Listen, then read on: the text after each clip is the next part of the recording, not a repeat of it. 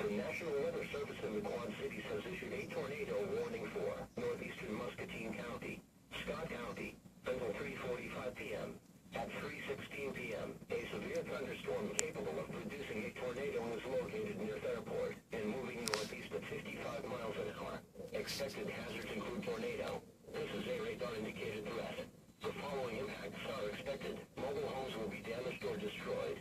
Damage to roofs, windows, and vehicles will occur. Flying debris will be deadly to people and animals. Tree damage is likely. Locations impacted include Davenport, Bluegrass, Walcott, Donahue, Elkridge, Long Grove, McCausland, Pleasant Prairie, Stockton, Plainview, Maysville, Davenport Municipal Airport, Parkview, and Scott County Park.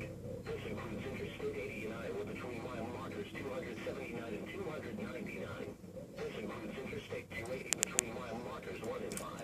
Other locations affected include Fairport Station. Take cover now. Move to an interior room on the lowest floor of a sturdy building. Avoid windows. If in a mobile home, a vehicle, or outdoors, move to the closest substantial shelter and protect yourself from flying debris. Heavy rainfall may hide this tornado.